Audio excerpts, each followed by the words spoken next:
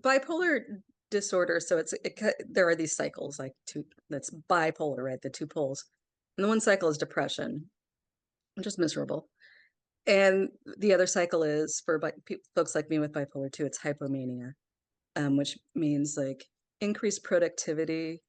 Um, I'll suddenly get really, really into research, and I'll go down rabbit holes, and I'll have 50 tabs open, and I'll be looking at all these, and I'll be finding all these connections because the brain is actually doing some really funny stuff. It's in hyper creativity mode. So there are connections in the brain that aren't normally being made, right?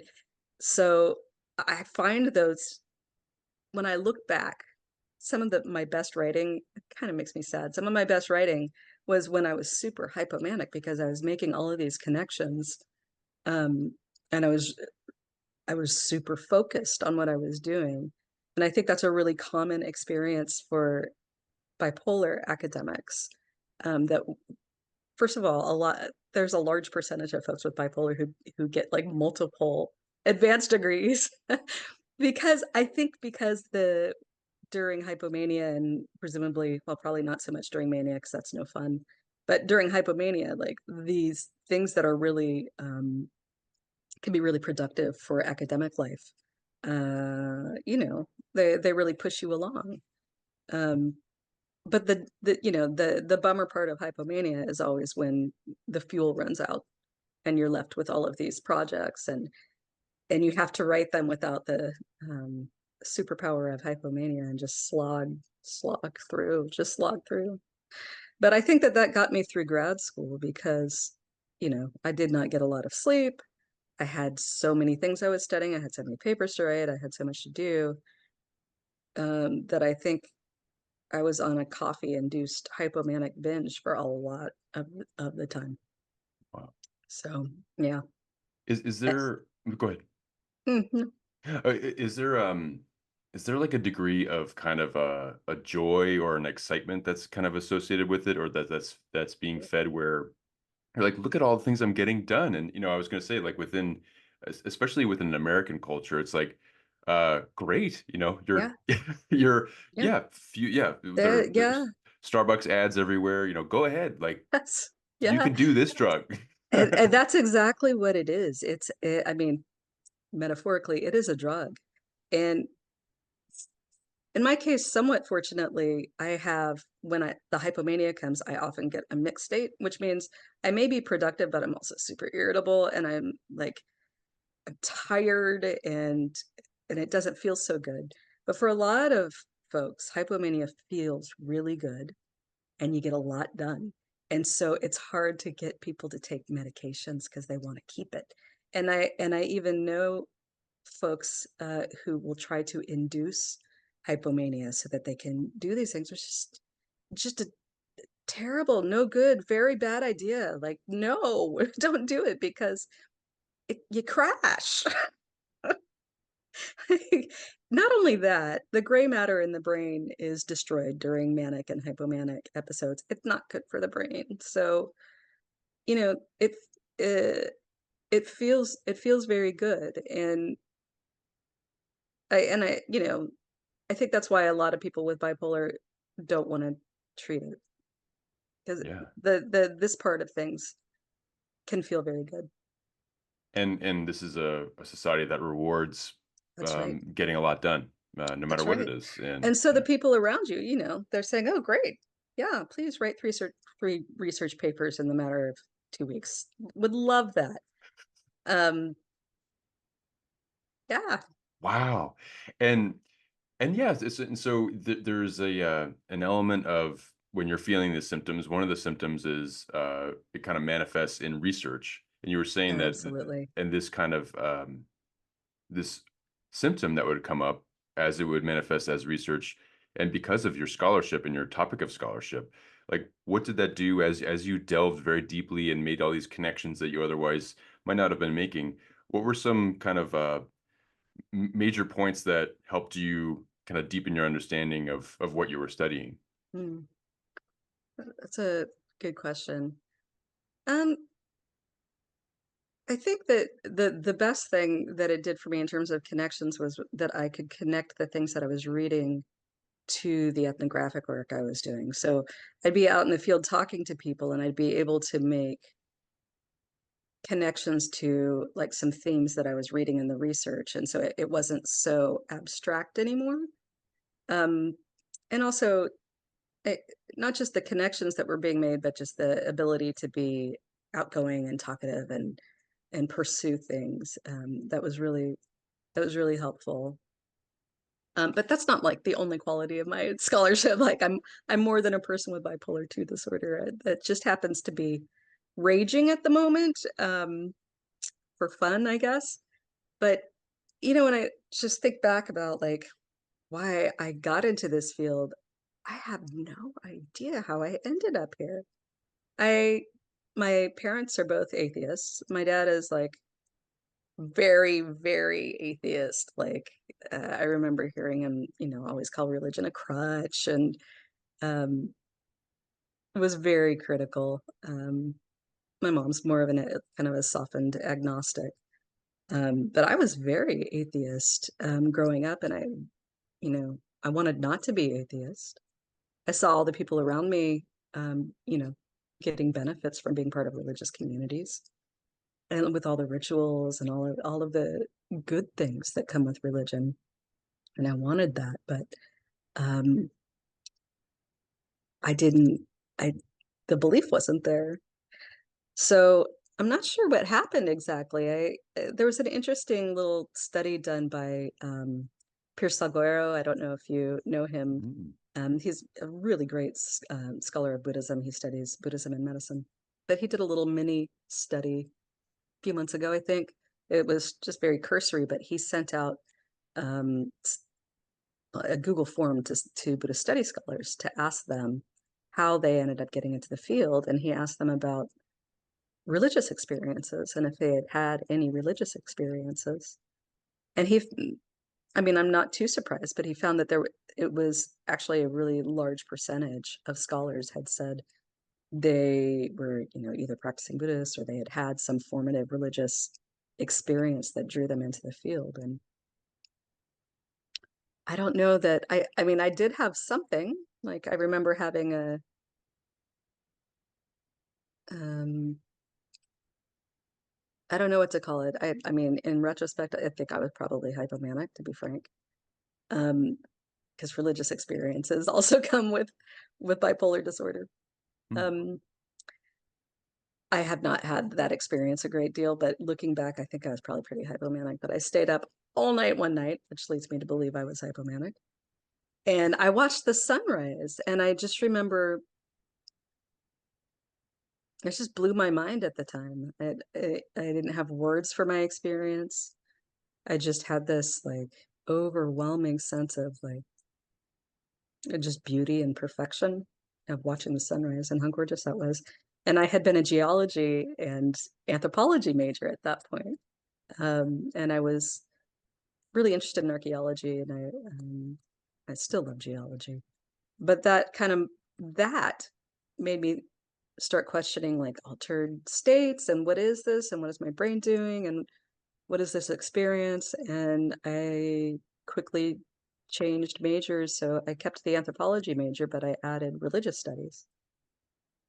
Um, and the only religion that I could really relate to, because every time I studied them, like I had this atheist, very skeptical background and be like, well, that's a bunch of junk. Every time I would read anything about people's beliefs, I was pretty rough. But Buddhism has this very has a really great and rich philosophy. And that really sucked me in and got me very interested. Uh, and I kept trying to be Buddhist. I've tried really hard to be Buddhist. I've attended enough Buddhist events to make me a Buddhist. I work at a Buddhist school. We train Buddhist ministers. I work with Buddhists all day long. um, but I can't. I'm a non-joiner. I'm Buddhist, I think. I'm Buddhist. I can't quite the atheist in me just can't quite make the leap over things, but I definitely feel a really deep appreciation for the Buddhist tradition, and I also just wonder how you could be an academic in this field and not be deeply, affected by Buddhist doctrine and Buddhist practice, the Buddhist people. And at what point is somebody a Buddhist, and at what point are they not a Buddhist? I don't know. Yeah.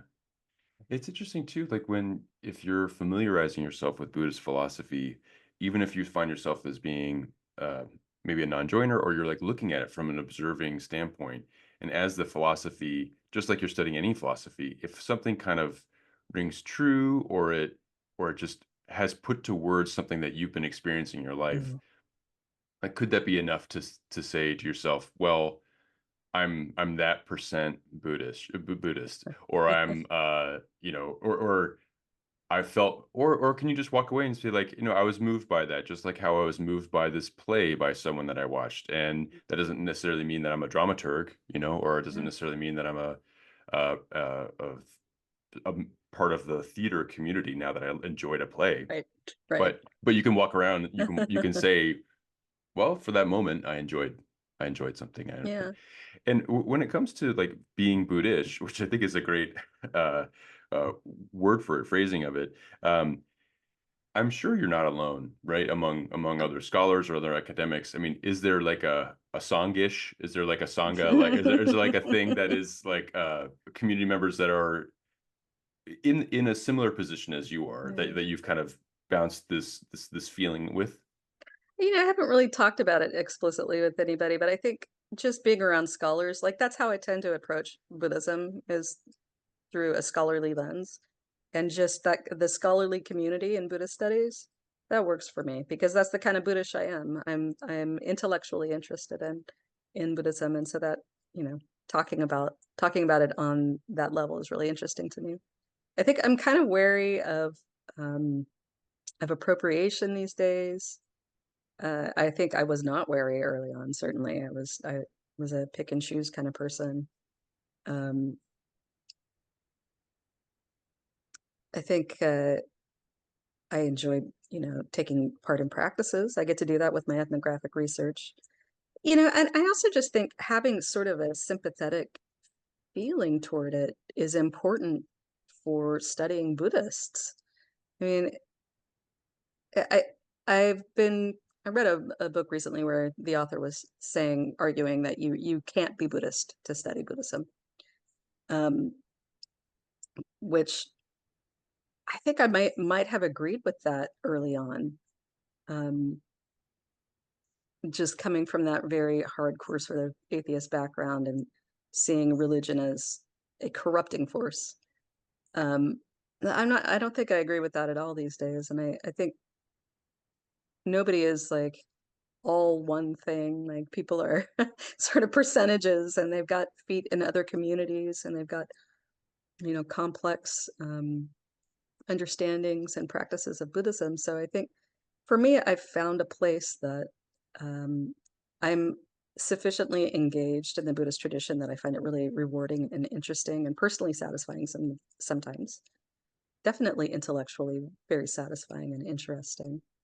And I try to do it in a way that I'm, treating Buddhists with respect, um, which I don't think was emphasized early on in my formation as a religion scholar. I think there's certainly a stream of religion scholars who are coming from more of the social scientific background, which is what I would identify with, that um, maybe don't have a lot of respect for religious people, and just find them interesting objects of study. Oh, yeah. And that kind of there's like a removal, like between the observer and the people that are being observed, Yeah, and it creates kind of like a clinical kind of there's maybe a gap in connection that kind yeah. of creates. It's this distancing that needs to be created so that you, first of all, so that you're not tainting your science with your own biases. I think is the one of the reasons people do it. But I think there's what I would think is the mistaken belief that if there's empathy involved or any kind of caring, that somehow that is bias, whereas Mm, not having empathy and not being caring is somehow not a bias. That's also a bias. That's also a bias. yeah. So if I'm going to be biased one way or another, I'd rather be biased in terms of having compassion for people and connecting to people, and if not agreeing with them, at least understanding where they're coming from. Mm. I feel So, like yeah. even with not that I come from like a whole lot of experience with this, but like with art criticism, I'd imagine that the art critic uh, doesn't walk around with this belief like, well, I can't pick up a paintbrush. I can never do that. Like that's not my thing. Like Yes. I would never allow myself to Right. watercolor, you Yeah. know. And Yes. whether or not the quality of what they're making is all that good, it's not really up to them, or it's maybe not what their Yeah. major paid focus is, but y- Yep. they're doing, knowing what acrylic does on a canvas. When you do it yourself, then you know how hard it is. Yeah. That's why a lot of like, it's fun to hear basketball commentary in the NBA from people that used to play in the NBA or All WNBA, right. Yeah. Yeah. because they know how hard it is to put a Right. ball in the hoop, Yeah. and yeah, when someone's guarding you. So yeah, I hear that, and but you're right. Like there is a bias either way, and I happen to think that your approach is it's full of care, it's full of compassion, and I think it's a wonderful way of doing it, of going about it. And as far as your ethnographic study goes, is there something that you're studying right now, or your communities that you're engaging with right now that are particularly fulfilling? Because I know you have some experience with Theravada and working with Sri Lankan communities. I was just curious if that is continued, or if there's some other elements in your study that are coming up right now. That is continued. I'm really I continue to be very interested, particularly in the Bay Area communities. Um, I've kind of been revisiting some early work I did since the death of Thich Nhat Hanh. Um, the weird way that I ended up getting into Buddhist studies. When I got out of grad school, I worked at Parallax Press, which is Thich Nhat Hanh's American publishing company, and I I couldn't help myself. I started studying it. I was studying everybody when I was there. So while I was there, I actually ended up matriculating into my master's program, and I did my master's thesis on the Thich Nhat Hanh community. Um, and there had been, I guess it would have been in the late 90s. The press was originally um, owned and operated by a husband-wife team. And they were, committed practitioners in Thich Nhat Hanh's community. And eventually, Thich Nhat Hanh demoted them and took over Parallax Press as his own. And it was really a rough process, and there was a lot of um, resentment and anger and all of these things. And I found some really interesting things. And when I was studying that and looking at how, I mean, I'm really interested, particularly in the American manifestations of Buddhism, because of the way that our different cultural factors here influence how Buddhism is understood and expressed and practiced. And at that time, I was able to see that so many of the conflicts between Thich Nhat Hanh and his American disciples were based in some really deeply held cultural values that were clashing. And and it was fascinating, and I loved doing the study at the time. And when I finished it, I set it aside, and I never really did anything with it because Thich Nhat Hanh is a beloved teacher, and I didn't really want I didn't really want to stir the pot or anything. But it's been a good 20 years now, and he just passed a couple of years ago, so I feel like it would be okay to bring that work out again. And I think so I'm kind of revisiting it, and I think um, I've been in touch with someone I worked with, um, and he gave me some more like interesting bits that I hadn't known about. So I've been working on that a little bit, and I think I may try to update it and look at how the community has grown and how, um, maybe that moment influenced the direction that the community of mindful living in the US took. But, I've always been interested really more than just in Theravada, but in all the manifestations of Buddhism in the US. I'm interested in New Age appropriations of Buddhism. That's juicy stuff. That's really interesting to me. Like, I love that. Um, I'm interested in Zen in the US, I'm interested in all of these things, but I think to do right by the Sri Lankan community in the Bay Area, I really needed to do a deep dive into Theravada, and I really needed to understand it more than in a cursory way. So I would say that that's definitely um, my strength is in Theravada studies, but I'm also interested in other manifestations, and particularly Vietnamese American community. I'd like to do some more work with that, which interestingly brings me into another study that I've been kind of poking around with.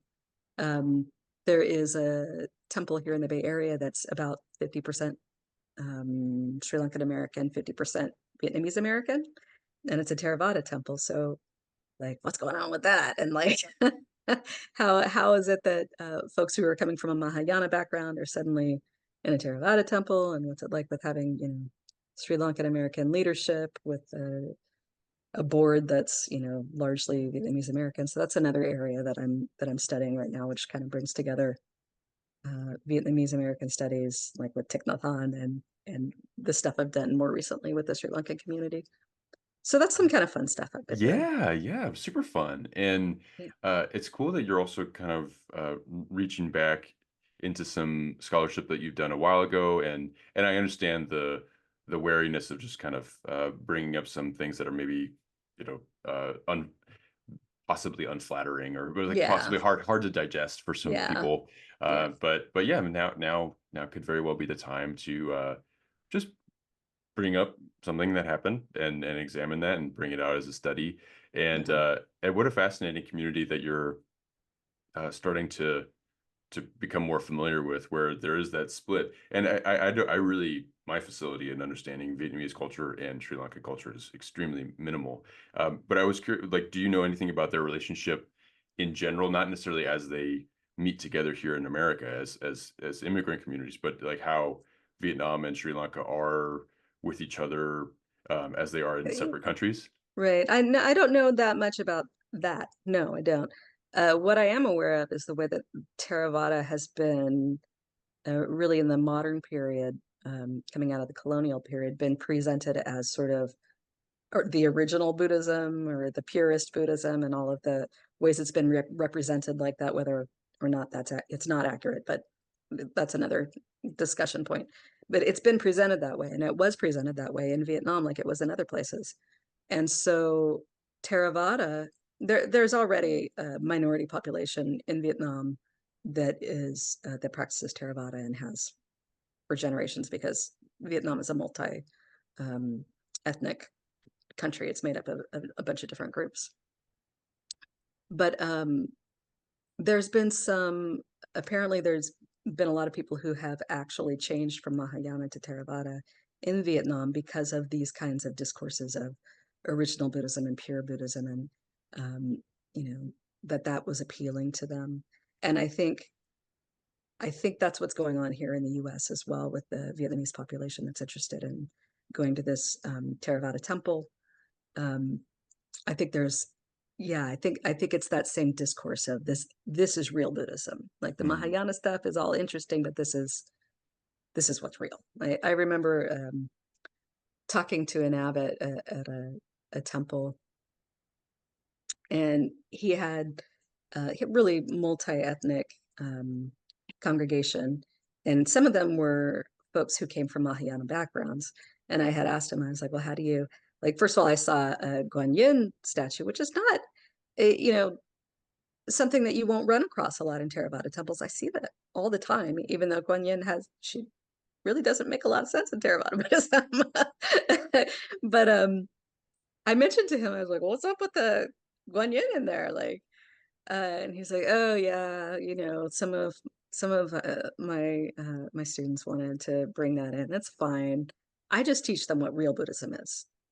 I was like, "Oh, okay." So there's still that same discourse of real versus, kinda corrupt or folk Buddhism even, or superstitious Buddhism, and, those kind of labels get thrown around, by convert Buddhists in the US a lot too, usually to refer to Buddhisms they don't like. And so, I'll call them superstition or whatever. But it's interesting to see that same sort of approach being used by a monastic to talk about, how he views Mahayana traditions.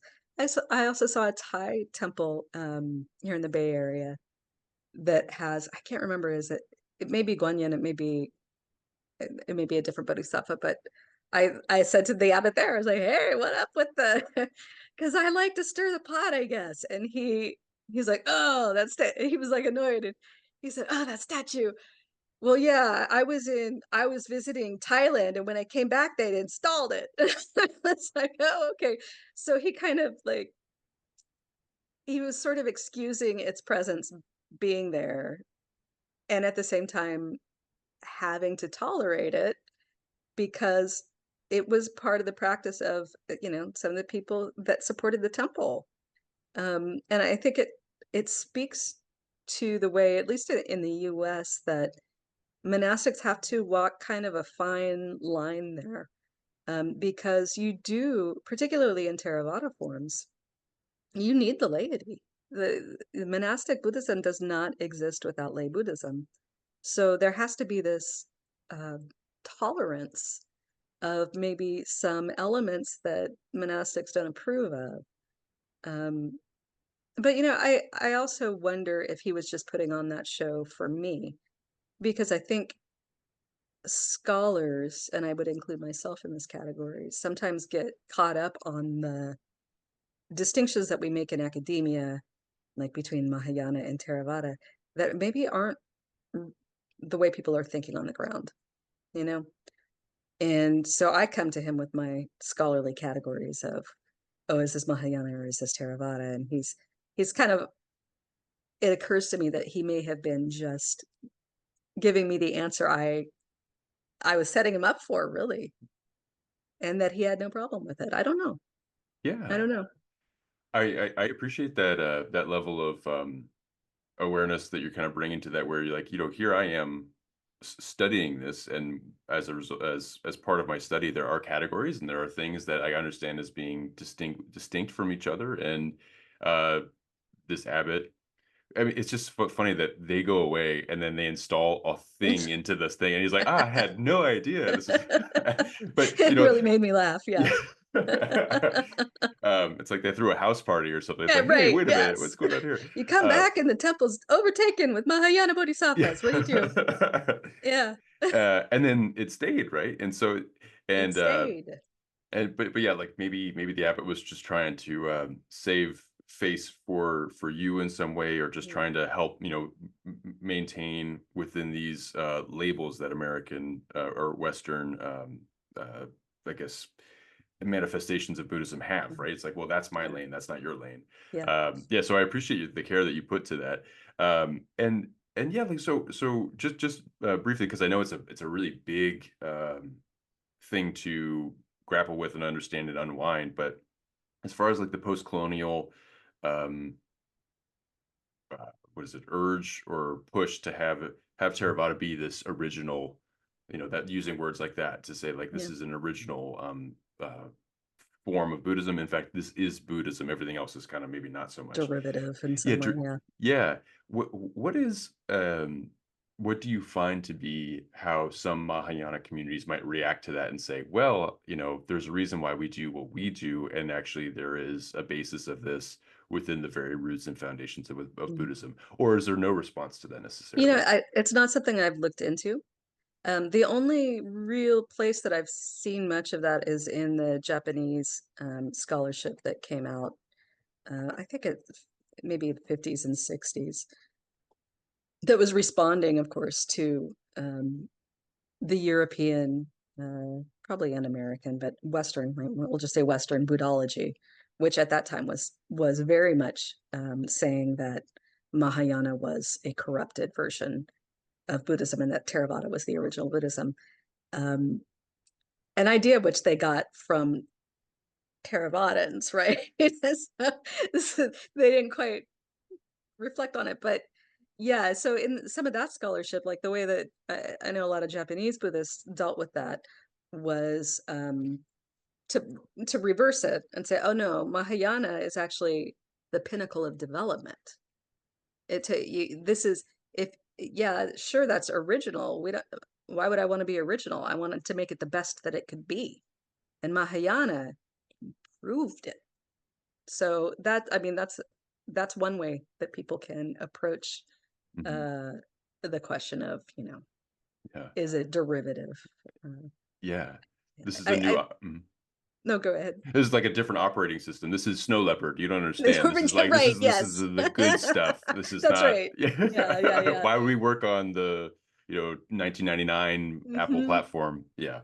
Sorry, I, you go I ahead. I do want to dig in with the Vietnamese Americans that are in that that 50-50 temple that I was talking about and see what it was that drew them in because there's no lack of Vietnamese American temples here in the Bay Area. There's lots of them. Like and there's even Thich Nhat Hanh's tradition here too. So there are plenty of other temples that they could go to. So what is it that's drawing them to Theravada specifically? And I've heard little murmurs of that particular narrative of, well, this is the real Buddhism, this is the original Buddhism. Certainly the abbot is towing that line. I don't know how much the lay people, if that was in it for them. I do remember I had talked to a couple folks there, and they said one of them said they met the asked them what brought you to the temple. How did you end up being here?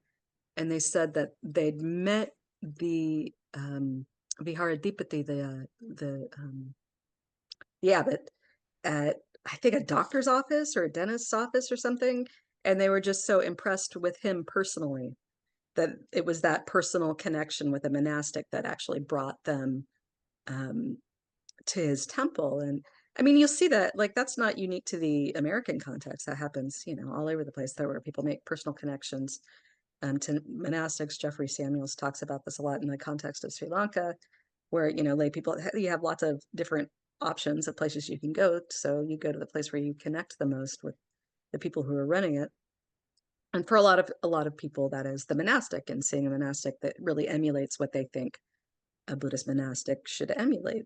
Um, I think in the American context, it becomes even more intensified because there's a greater competition. I mean, I don't mean to make it crass, but it is real. The economic dimensions of Buddhism are real, and as monastics, you need economic support. It's just a fundamental truth. People don't go on alms around here.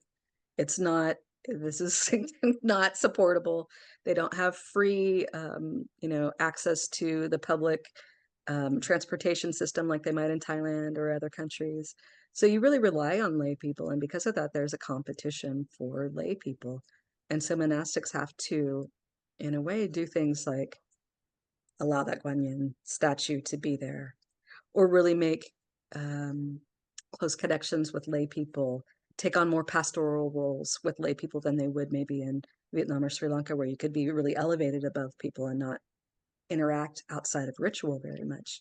But when you come into the American context, you really need to, they really need to connect with people so that they can have support, so that they can have people that they're sharing the Dharma with. I mean, there are lots of ways to look at it. It's not just economic support, it's also that they want to spread the Dharma because they believe in it and they think it's, they want everyone to benefit from it. Um, so I think maybe like those personal connections may take on a greater importance here in the US while they're, really competing for scarce resources and trying to get followers. Mm. Yeah, that's a especially with the your topic of study, like one of the topics of study is like how Buddhism, when it comes to a place like America, how does it integrate into the community, and how does that change the dynamic of and the shape of Buddhism and Yeah. what it looks like? And that's exactly it, right? Like we're in another country where alms going on alms journeys into markets or whatever it is, and having access to public transportation, and being able to have some of the leadership really not engage with other elements, because everyone kind of knows the drill. They show Yeah. up, they make the offering, and That's right. then that is merit enough. They don't need to necessarily have questions answered in a way that Americans really like. They really want to know why this is like that, and Yeah, yeah. what's going on with this. And so it changes the shape. It changes, whether it's economics or it's a whole amalgamation of different things. And yeah, how exciting though. Like I can see why this topic is such an interest of yours, and an interest for other people to study as well, where you have something that is more or less being advertised or presented as an original thing, and yet it can't help but be changed, That's right. upon arrival. That's And right. And yeah, that's a go ahead. real and that's a very real tension in the Theravada communities, because they're on the one hand, the laity really wants their monastic to emulate kind of pristine, perfect Vinaya. They want them to be following all the Vinaya rules. They want them to be as pure as possible. I mean, some monastics told me kind of in a jaded way, they want their monastics to be so pure so they can make the most merit. And it's all just like hoarding merit. Like that's kind of the impression that some folks had. So there's that push on the one hand by a certain portion of the laity. And then there's this other portion of the laity that's pushing really hard for things to accommodate American modernity, right? So like a really banal example would be touching women, putting on like the parrot bracelets.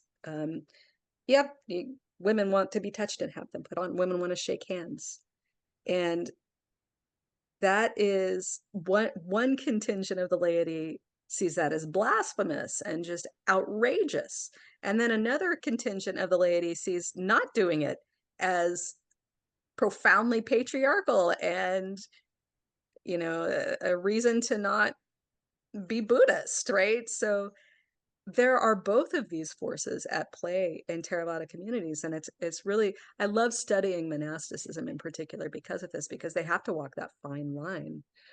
And particularly in the US and in other countries that are not where Buddhism is such a minority population, the laity takes on a much greater role here than they do elsewhere, and they have a lot more power here than they do elsewhere. So then you have to start, looking at how do the laity become powerful in a community, and who's interested in being part of these communities, and what are they trying to get out of these communities, because all of those things shape the way that the monastics respond. It's absolutely fascinating to me. Yeah, and you could see why. I mean, like just the way that you just phrased that, it was fascinating. Where it's just like, uh, if a lot of support is coming from the laity, and here is this community that's being brought over, or is somehow being founded in a newish space, and within an American context, and laity is a high percentage of its success rate. Um, and then there's a power dynamic, there's a power shift, and there's like Absolutely. a culture shock and a culture rupture, and a lot of different things that maybe that eventually coalesces into some sort of harmonious relationship.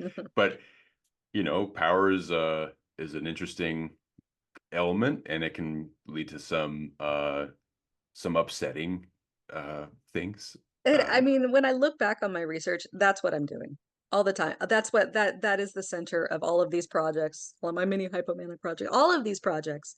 At the center is power. And I'm endlessly fascinated with how human beings are just dealing with these power issues of what different contingencies want, and how to particularly in Buddhist communities, because there's so much already Buddhist philosophy around desire and around getting what you want and around so that ends up shaping the whole discussion and really getting some deliciously passive aggressive ways that people try to get what they want. Resorting to non-self play. And this is kind of old. I think this has been explored quite a bit at this point, but like I know for women in particular have said things in American communities like, "Hey, I think you're treating women badly," and the response is something like, "You shouldn't be so attached to identity," right? So it's the way that Buddhist doctrine can actually be used in the context of these power issues. And that is what happened in Thich Nhat Hanh's community as well, because the original owners of Parallax Press, there was there were some issues brewing that were causing them some stress. And when they brought it up, they were told, "Don't break the sangha. Don't break the sangha by bringing up these things." And that's a serious accusation. Like that's Sangha Beda is that sends you to hell. That's how Buddha's cousin ended up in hell, was breaking the Sangha. So that's another way that, using the language and doctrine of Buddhism can be kind of shaped to squelch um, movements that people don't like. So that Mm. was an Americanization kind of movement that these people were pushing. And that was the response. Don't break the Sangha. So that's one way to do it, I guess. Yeah. I mean, Another way to do it is to ignore it and let them install. I mean, right? There are all of these different ways that people can approach these power issues. And I sympathize, like they've got to do it. For in Thich Nhat Hanh's case, he didn't have to bow to the laity here. He had enough resources already in France. He had enough supporters worldwide. He had Oprah Winfrey, for Pete's sake. Did not need to acquiesce to these people's demands about how they should be treated. So he could use a very, I mean, direct way of, instead of being like, well, maybe you should reflect on your, are you attached to your identity? It was just like, no, you can't do that. Sangha Beda. Like, no. So the way that the language that people use also reflects their own embeddedness in positions of power. Anyway, yeah. Yeah. That's fascinating. Uh, yeah, I find that to be, I'm just kind of struck that that would be a response, is basically like, if you keep going this way, you're going to go to hell and you're also going to ruin it for everybody. It's like, That's right. well, but part of the lady is women, or are women, Yeah. and Yeah. uh, we're kind of like not Well, to really be part of the sangha fair, anyway. Yeah. to be But fair, this was largely about the role of lay people. mm, So and that's been a big issue in the Americanization of different kinds of Buddhism, is who is the laity? What role do they have? What's their importance? What's their relationship to, leadership? Um, and in this case, they were saying that there is an event that they helped put together because they were some of his highest ranking American disciples, and they helped put together this event. And when they went to the event, the male monastics ate first, sat at the front, female monastics ate second, sat behind them, and then the laity. And they felt, some of them had already been ordained as Zen priests, and so they felt that they were monastics, right? And and they had been treated at that retreat like lay people, and they had to sit in the back, and they were very upset about that. Um, and so that was like a big chunk of the conflict, was first of all, what is a lay person? Like that's the heart of it for them, I think. And this is I think a bigger, tougher question in Mahayana communities than it is in Theravada communities, where there's such a clear um, delineation between those two roles. I mean, even then there are some complications. But I think in Mahayana traditions, it's much more complicated, particularly because there are traditions now of, married clergy in the case of some of the Japanese Zen traditions. But if you go to, the Vietnamese traditions, they didn't do that. They don't have married clergy. So then how do these traditions, when they meet in the American context, coexist in a way that is not making people feel like they're being treated less than, or it's power issues again, right? Yeah. Wow. Yeah, that's I mean, of course you're interested in studying this, you know. Yes. Of course you are. Uh, and on the power note too, because I think it's I mean, I come from a place of not necessarily knowing a whole lot about the subject, but I would imagine this delicious new wave or new age, sorry, Mm, yeah. iteration or manifestation of Buddhism or appropriation of Buddhism that's happening. I was curious what you're finding out about that so far, and what you're seeing, because I'm certainly, were saying it, I've been uh, looking around at different Buddhisms all over the place, and sometimes on Instagram you'll find like an influencer type who is doing a lot of like blending and a lot Yeah. of stuff, and I'm not someone that can say whether or not what is appropriate for them or what feels Yeah. good for them to do, but what is right or wrong and necessarily, but it's certainly a thing, and it Yeah. certainly is getting a lot more clicks and likes and all that kind of stuff. So I was just kind of curious what you're finding so far. It's really complex. Um, I mean, there's a whole spectrum of different stances. Um, Certainly, I have found myself in like new age bookstores because why not? Oh my gosh, it's like I love going in those places. So anyway, I mean, just the vibe alone to go in there and like see like what they're using to create sacred space and what's marked as sacred and how are they using different things. But I always find Buddhist stuff in there, and um, I think it just on sort of the lowest level of appropriation, just invoking the idea of Buddhism. It's not even actually Buddhism itself, it's the idea of Buddhism that gets evoked. So, like, a Buddha statue or, uh, an Buddhist incident, a Buddhist bell, right? A Tibetan bell, or these other objects that evoke the sense of Buddhism, but you don't actually have to know anything about Buddhism. And that comes largely from, the way that we as Americans have created the image of Buddhism from kind of the romantic tradition and to view it as this religion of peace and really individual self cultivation, meditation, um, maybe even altered states.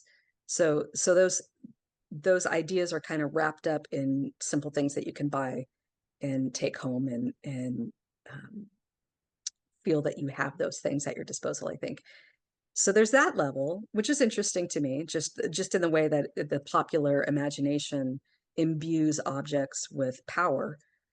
Um, and then then there are all kinds of gradations on that of how into maybe Buddhist philosophy people will get, or in terms of appropriating that becomes difficult, and I'm not sure I ever am comfortable figuring out where the line between like respectful borrowing and appropriation is. I certainly see a lot of interest. I mean, I must do it, right? I'm not Buddhist, but how is it not affecting me? It definitely is. So I don't know if we can call that appropriation. I'm not really sure. I think in the new age circles, a lot of the ideas get drawn in and then kind of tweaked, particularly around like reincarnation and things like that. Trying to think of some other interesting new agey stuff. It's just it ends up certain ideas get pulled and then reinterpreted through a different framework, and so you can use Buddhism or some other religion as legitimacy because it has ancient roots, right? So it's a really great way to lend authority to what might be a new religious practice, is if you can somehow tie it to Buddhism. I'm trying to think of it, I can come up with a good example. I mean, meditations are a really good example. Just the way that if you can somehow cite that this comes from the Buddhist tradition, that lends it authority, right? Um, and of course, there's the borrowing of all the bodhisattvas and all that. Um, yeah, I mean, it's all over the place. I've seen really, like, Jesus and Buddha are actually, I don't know, brothers. I've seen all kinds of weird iterations of that. It ends up just being another object of inquiry in New Age circles, I think. And of course, there are people who are just, here's the thing. So there are people who are blending all these different traditions, and it's not like that's just a US phenomenon. I mean, if you go to Asian countries, there's much more free syncretism going on there than we have in the American context. And I think sometimes in religious studies, particularly in American religious studies, we get very caught up in isolating these categories, like I did between Theravada and Mahayana that I just talked about a few minutes ago. I think we get really caught up in, well, you're either Buddhist or you're Christian or you're New Age or you're this or you're that. And we forget that that's really a Christian mindset. That's really coming out of the Christian tradition and the way it's shaped the way that we do religion studies, because we see people as having one religion and one religion only, and that it's belief based. Instead of recognizing that in other parts of the world, people move in and out of multiple religious communities and may have an altar at home that's got multiple religions on it. And, we're not accusing anybody of appropriation there, right? Um, it's a different situation, it has different power dynamics. But I think that kind of syncretism, like it's nothing new. That it's going on in New Age communities is interesting to me, just like, it's just interesting, but it's not like this is a brand new phenomenon that's not going on in, Sri Lanka or Vietnam or China or somewhere else. Yeah.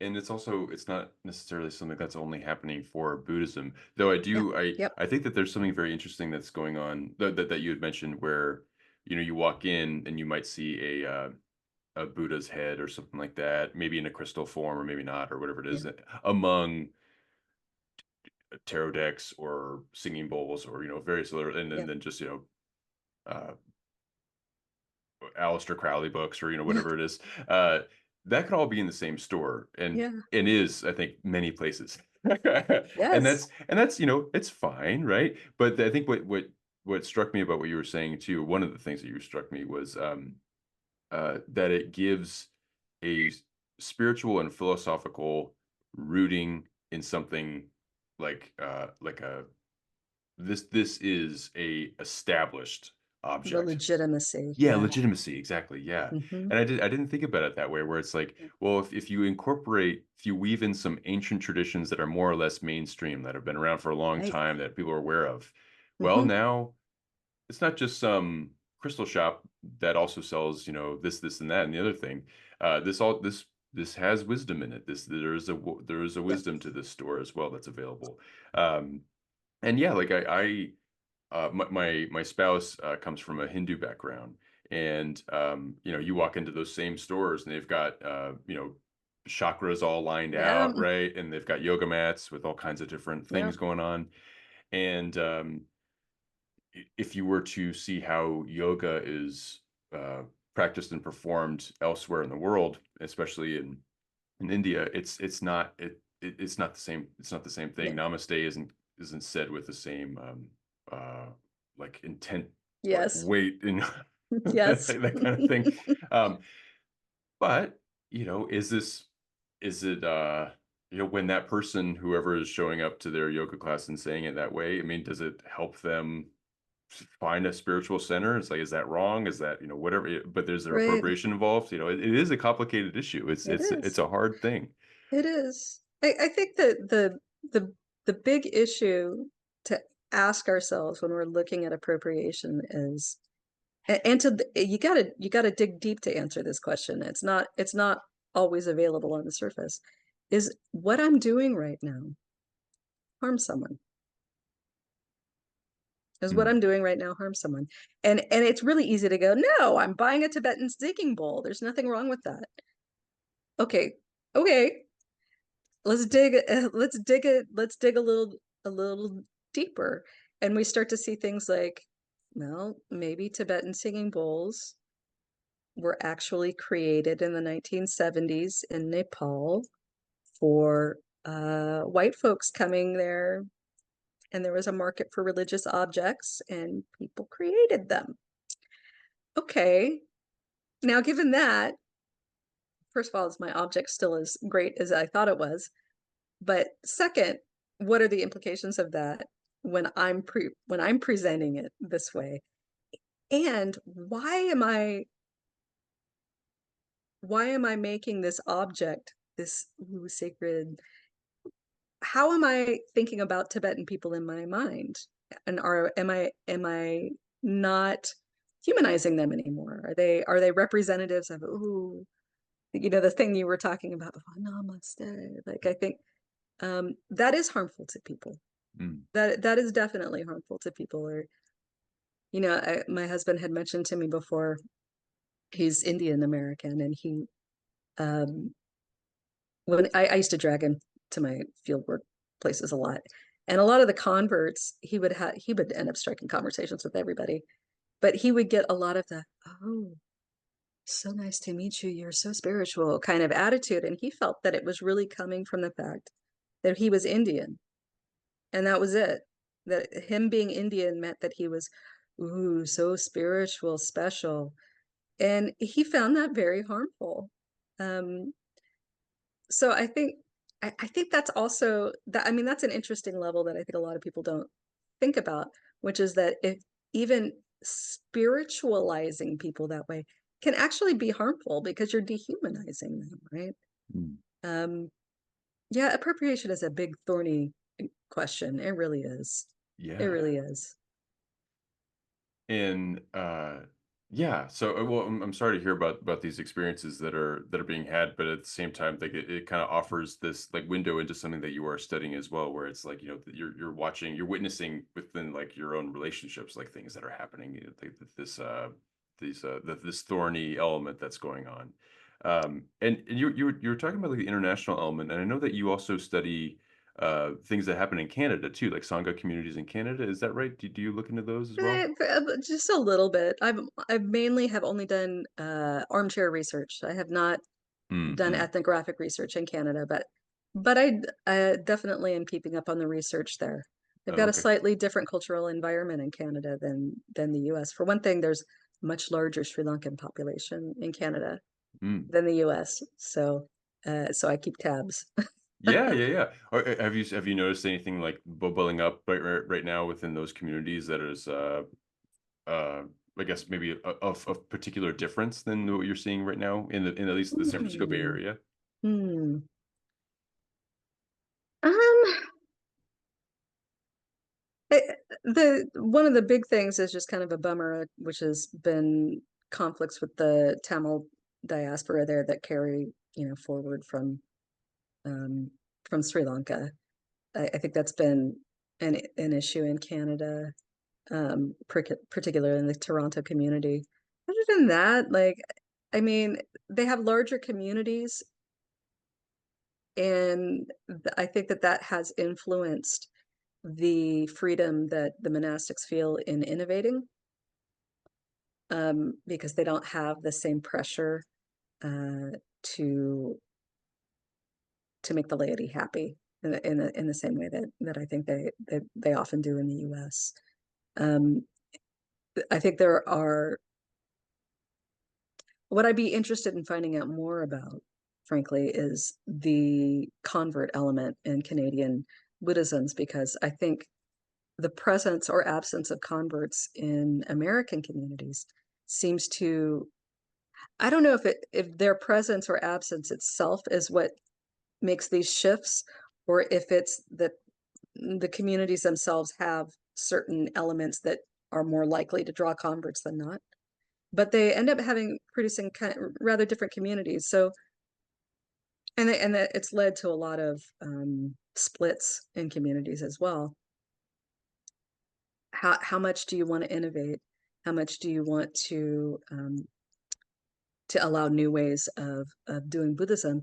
It's interesting because a lot of the converts that come to Buddhism, that come to Theravada in particular, there's a whole spectrum. But on one end of the spectrum, something that the scholar Paul Numrich noted, that was a real fundamentalist streak. So there are these converts who come to Theravada who they're not going to the insight communities, right? Which that's kind of the low hanging fruit, I think, for converts, because you don't have to go, and you can go to a culturally different environment, but it's not so different that you feel completely out of place. And you're and it's a lot for white folks. They don't have to deal with the stress of being suddenly a minority and like, oh no, what does that feel like? So it's very comfortable to go to an insight community. It's already Americanized, and you don't have to figure out what you're doing in terms of rituals. But for people who are what Paul Numrich's called fundamentalist, they want very Theravada, and they want it to look like the Pali Canon. And so what's interesting is they get, particularly white men in these communities, will get held up by the monastics as exemplars, and everybody's supposed to, oh, see him, you should be more like Todd. Todd's really Todd really gets it. So it's an interesting way that convert Buddhists are in some ways shaping these Theravada communities. Converts get put in positions of authority a lot, which I think is really, really interesting and can be really problematic. Um, I've also noticed uh, one community, God, they have there are people who have very interesting understandings of Buddhism that are not maybe classically Theravada. They maybe have a lot of New Age elements in there and are just kind of doing their own thing. I met one guy at a Sri Lankan American monastic led temple who was kind of one of the exemplars in the community and was teaching classes sometimes. And he was he had a whole religious belief system around aliens. So there are these very kind of I mean, I don't want to call it new. I don't know what to call it besides new age. New age is just kind of a catch-all term, I think, sometimes. But people who have maybe some very non traditional ideas about Buddhism, but because of being white, sometimes I think they're just held up. There is something about whiteness that is an authority in the American setting, and that is, it's interesting. It is a power dynamic, and I'm interested in power dynamics, and it's also a bummer to watch. And you see this kind of like the raising up of somebody like Todd, and who comes up through it, is approaching it from what's termed as like a fundamentalist Yeah, approach. Making sure that they dive through all the hoops that are necessary to look like a good Theravadan yeah, expression of Buddhism, and then they get rised up through the ranks and are now in a leadership or authoritative role.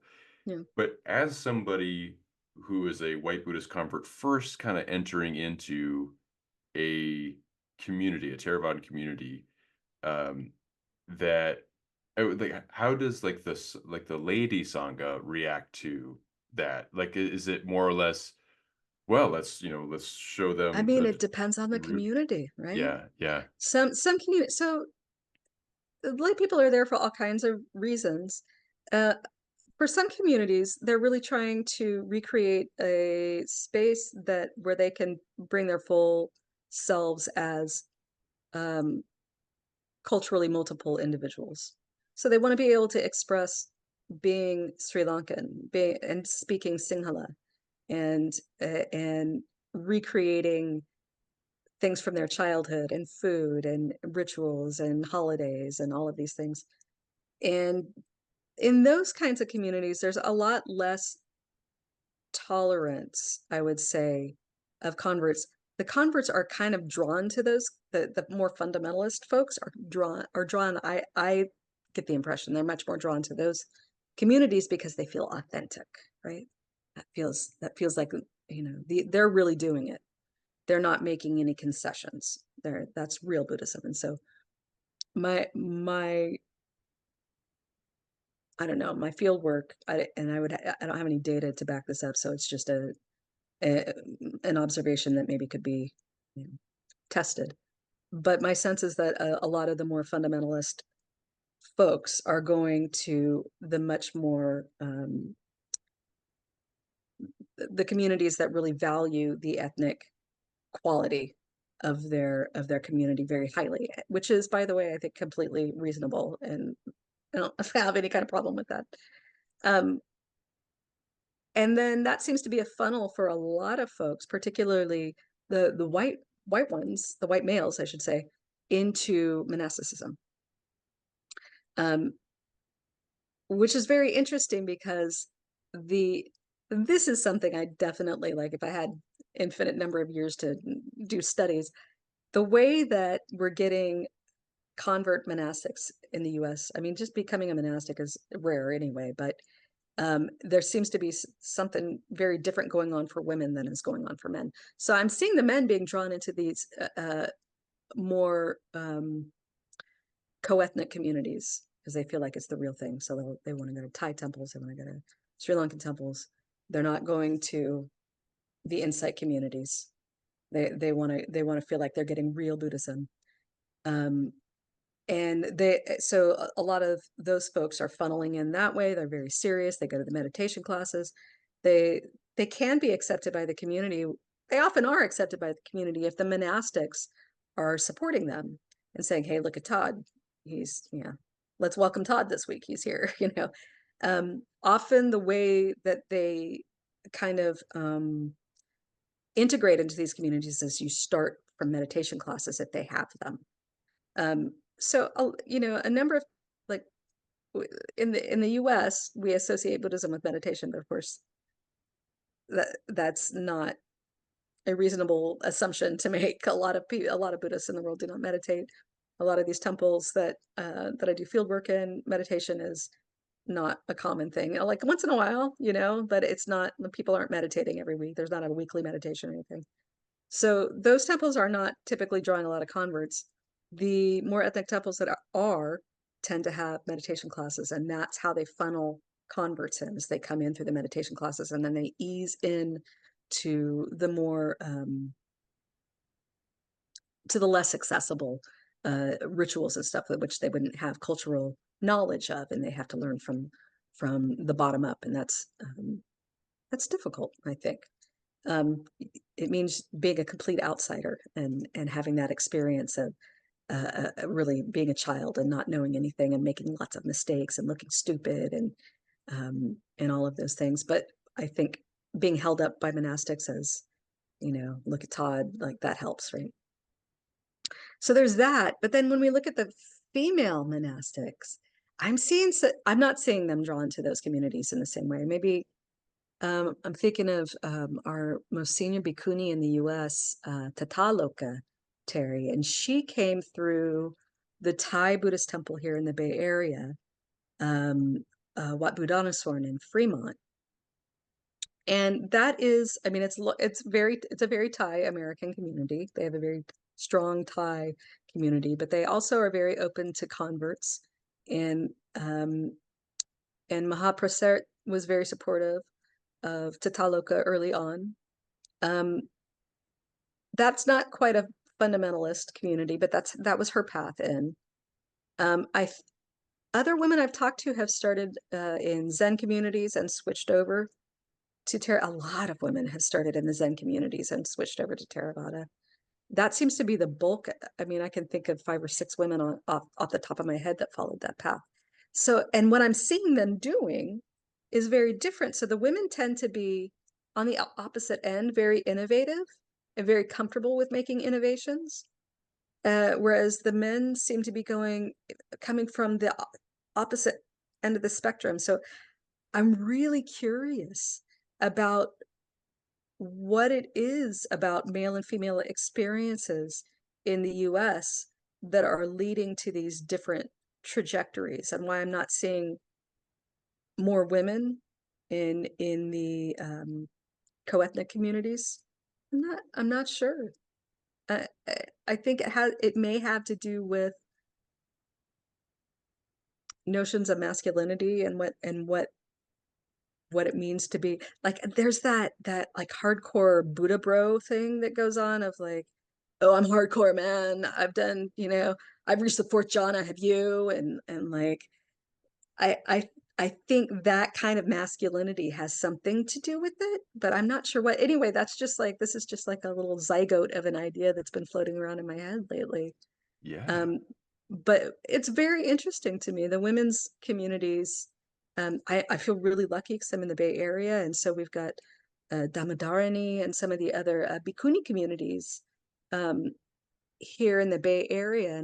And there was actually, like, I don't know if you know anything about the first Buddhist women. There was a book that was published recently, and there was a little bit of a brouhaha over that because a gentleman, a layman, um, took the Therigatha, which is the oldest religious literature written by women in the world, and he didn't read Pali, and he said it was kind of marketed as a translation of the Therigatha, and he would take poems and rework them, but they were not the original poems. They were reworked poems, and Mm. they often had like really, if you read through them, really new age elements to them, or just not they didn't match. We'll just say. I mean, the Therigatha. If you read some of that stuff, when I read it, I'm like, what? I don't like. I don't blame him. I don't want to hear women talking about how gross their own bodies are and how much they hate their body. I get that, but so he really reworked them, and the way that he did it sounds quite a bit like channeling logic. Like he was talking about, like he really felt their presence. So he was kind of making sort of an argument that he channeled their voices. Um, but that came out, he was a very active community, is a very active community member in insight communities, but also um, in the women's bhikkhuni, in the bhikkhuni movement here in California. And in fact, a very high-ranking bhikkhuni wrote the forward to that book, and he had a lot of bhikkhunis who backed him in doing that. So that's sort of on the opposite side of the spectrum, right? That's a lot of improvisation, a lot of room for trying new things and using new language and Americanizing, and that seems to be coming out of the bhikkhuni communities. Whereas if you go to the bhikkhu communities, they tend to be much more, no, we need to go way back to the basics, particularly like thinking of folks in the Thai forest tradition here.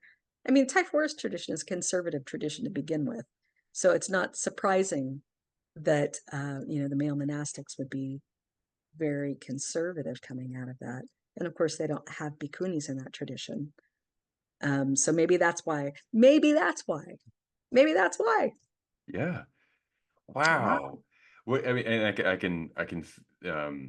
can definitely understand why, if you had all the time and all the resources that you could, that you would also that you'd focus energy into this, because it's such a rich study, and it's and to already notice places where it's distinct from one another, and how they're kind of manifesting, and these different types of experiences that are happening, and then people that you've talked to and that you've Yeah. researched.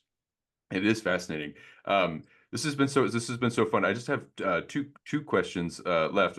One kind of going back just a touch, and then the other is just a little bit more broad. But you were mentioning that like a lot of women, uh, or you know of a lot of women that are leaving Zen communities to go pursue a Theravada community. I Yeah. was just kind of curious what you're finding to be some of the reasons being, if those are available. Yeah, I'm really interested in doing a study on this actually. Um, I think the main reason that people have given me, or at least the impression that I've gotten when I've spoken to people, is that they wanted to be bhikkhunis. And it wasn't available in the Zen tradition. If there was a fully renunciant uh, position that was available in those traditions, they may have pursued it, but they wanted to feel like they were following in I think it goes back to the original Buddhism stuff. I think that's some of it. They wanted to feel like they were following the path that the Buddha laid, which was to have, the fourfold community, and they wanted to be fully ordained monastics, and that wasn't available to them in the traditions that in which they were practicing. Mm.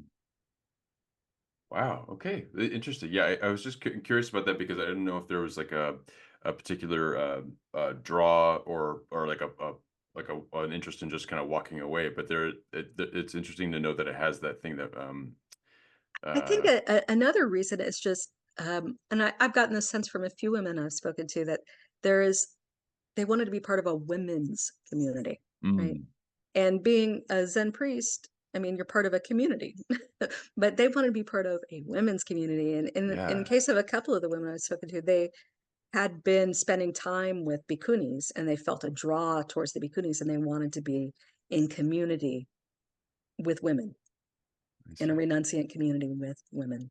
Yeah. Mm. So I mean, there's so much work to be done in that area. It's a wide open area right now. Really, there's been very little research done on it.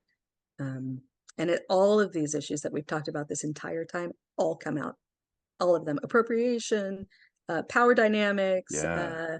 the power of the laity, the power of the monastics, economics, all of it. It's all in there. uh Gosh, I mean, yeah, it must be such a fun thing, but also kind of like a heart-wrenching thing where you're like, "Oh, wow, there's so many things I could look Yeah, at." And it's like, I can't. yeah, I can't yeah. I You can't have dive to. into You all got these. Yeah, you have to choose. gotta Oh, choose. Yep. but all of them sound so choosable. So Yes. I find that to be, gosh. This has been such a wonderful conversation. I did have one more question, which is basically, I know you're an author, and so I know that you may or may not be writing something as we speak. But if there's anything that you'd like to promote, whether it's a book or something that you're working on otherwise, or project, or if not, just a foundation or a cause that you'd want to have some eyes and ears on. And then two, if you have any advice for somebody that is interested in learning more about Buddhism, and what you would do to help open them up to studying it or otherwise. Okay. Um, the stuff I'm working on is a little bit too much in its formative stage, I think, to be of much use to anyone. I would encourage folks to go to the Institute of Buddhist Studies website and poke around there and see what all of our different faculty members are working on. Um, we have just wonderful work coming out. President Scott Mitchell just had a book that he published on Japanese American Buddhism. It's fantastic. Paula Arai has a couple books in the pipeline. She's always doing something really interesting. We there's a ton of research coming out, and we also have degree programs. And I love more students, so come take a look at the Institute of Buddhist Studies.